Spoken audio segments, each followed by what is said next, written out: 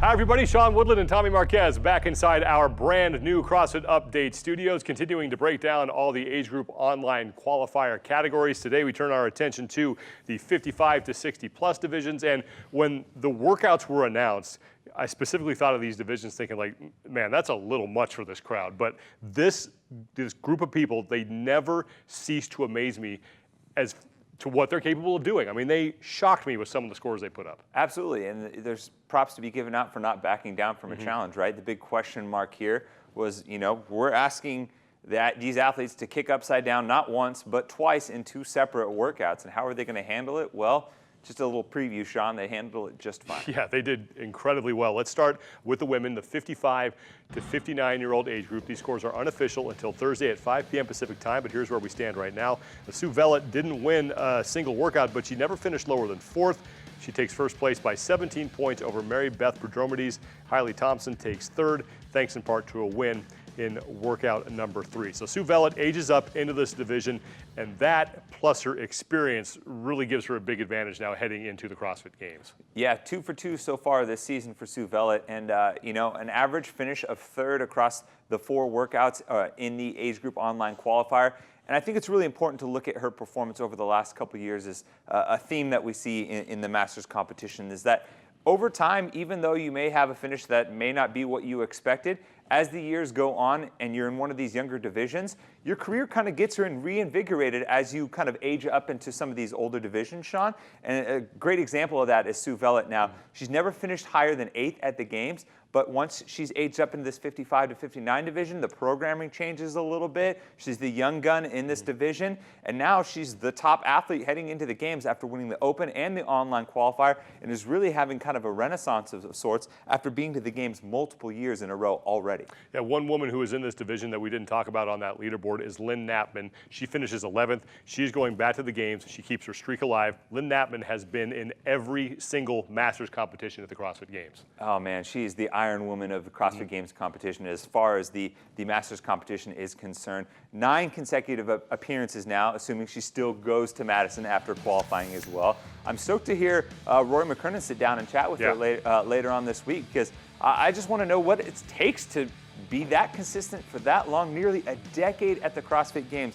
When she started her CrossFit Games career, we were in the parking lot at the StubHub Center. There was only one Masters division. We've had monumental changes to different age divisions, different format changes, and through it all, one thing has been constant, and that's Lynne Knapman. And I just can't say enough good things about this type of achievement. Yeah, and you mentioned it. Rory McKernan will be talking to her for the Pat and Roe Show podcast, so definitely keep your eyes out for that. Let's go over to the men's side of the house in the 55 to 59-year-old division. It's one of the closest leaderboards in any division. Just 21 points separate first from ninth. Bubba Hoggood edges out John Bush and Will Powell by just 2 points. And nobody inside the top 8 won a workout in this division, and it's really hard to identify a clear favorite in this division as we head now to the CrossFit Games, because there just seems to be so much depth. Yeah, I mean, the parity in this division is crazy. You mentioned that no one in the top 8 won a workout. Well, everyone in the top 10 had at least one finish outside of the top 20, meaning you take a look at that, how that plays into the CrossFit Games.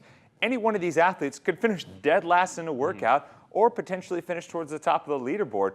When you have that kind of level of seesawing in terms of scoring and finish, it puts that point differential. You said there's only 20 points separating first through ninth. That's only 4 placements at the CrossFit Games. So with how these things are going along so far, we've seen in Madison last year, during any event, you could see 5, 10, maybe even all 20 at the spot shift with just one workout. Yeah, and Will Powell is a name that we mentioned towards the top of the leaderboard, and just the fact that he's competing this year is pretty incredible. I mean, he's been through quite a bit of adversity over the past year. Yeah, I mean, if you just look at the leaderboard, or if you're new to the sport, Will Powell is a 3-time champion. He's going to be returning to the games for a potential record 4th CrossFit Games championship. Now, that might seem business as usual that he's in the top 5. Well, last year in Madison, if you weren't paying attention, he had a bit of a scare on the run, swim, run event, had to be helped out by another fellow Masters competitor out of the water just to make it out alive. And then he had off-season lung surgery at 58 years old, and now he's one of the top 5 in his age division after the online qualifier, after a series of tough events. To me, that's just another notch in his belt as why he's one of the best to do it in the Masters division and why he's a multi-year champ. Let's move to the 60-plus division. We'll start with the women, where Patty Fila wins every workout except for number 1. She finishes 8 points ahead of Sean Havard. Pia Gund never finished lower than 8th in a workout. She'll take 3rd. And Pauline Skaisha, I hope I'm saying that right, had just 1 finish outside the top 6, and she finishes 4th overall. So Faya and Havard, that should be the good battle when we get to Madison and the CrossFit Games. Those two certainly have the potential to each finish on top of the podium. Yeah, and they're really just picking up where 2017 left off. They're both 1 and 2 in the online qualifier last year. They're 1-2 at the Games. They're 1-2 now in the online qualifier this year and Open as well. Faya really has a head of steam, kind of leading the way through all of those. Most importantly, in this 60-plus division, I was impressed with their workout number 3 because of that handstand walk that we threw at them for the first time. Both of these athletes had no problem with it. Faya got through a round plus, got through both the handstand walks in that round, and then Havard got through the first handstand walk and into the second handstand walk about 15 feet or so. So 60-plus women having no problem with getting upside down on that handstand walk, and that's why they're the clear cut of this division. Mary Schwing, who was not on the leaderboard that we showed you, but looks like she's going to qualify as she finishes 19th right now. Again, that's unofficial, but if that holds, she is the oldest athlete at the CrossFit Games at 66 years old. And it's certainly something to celebrate because, I mean, she's kind of in, I guess, no woman's land now because she's actually out of that 5-year window that we typically see for the Masters division, which is why we have them broken up like that, starting at the 35 to 39.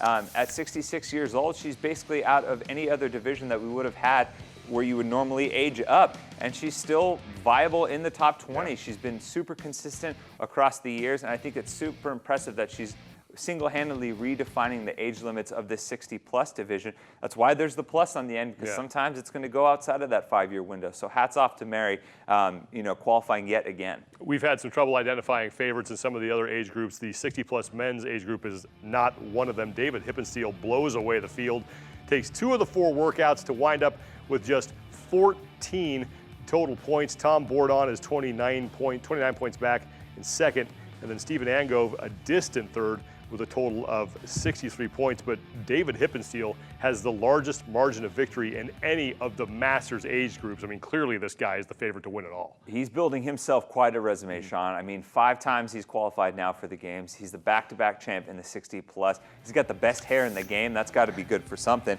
And I think you look at now what's been thrown at him across the years, whether it be chest-to-bar pull-ups, whether it be walking on your hands, whether it be throwing high-skill gymnastics, getting a little bit heavier as the loads increase across the year. I just don't know if there's anything we can throw at him at this point, absent of, I don't know, reprogramming a computer that could trip him up at this point. No. He's just the best in the 60-plus, and so much so that you hear other Masters athletes talk about him as the person to shoot for day in and day out. A name that we also recognize, you mentioned good hair. Well, this guy probably has the best mustache in the game, and that's Scott Olson.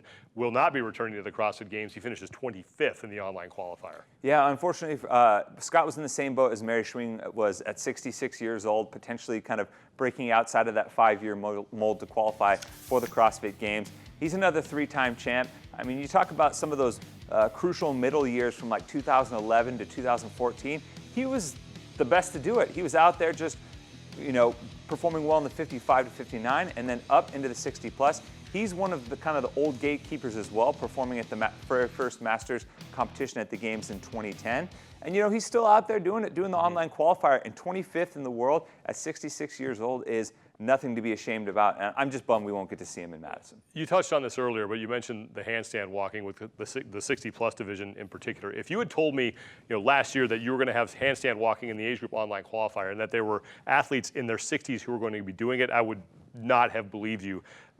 The fact that we had athletes, and quite a few of them, be able to complete that, I think is incredible here. Yeah, you look at the handstand walk, it was the big thing that everybody had circled coming into this competition.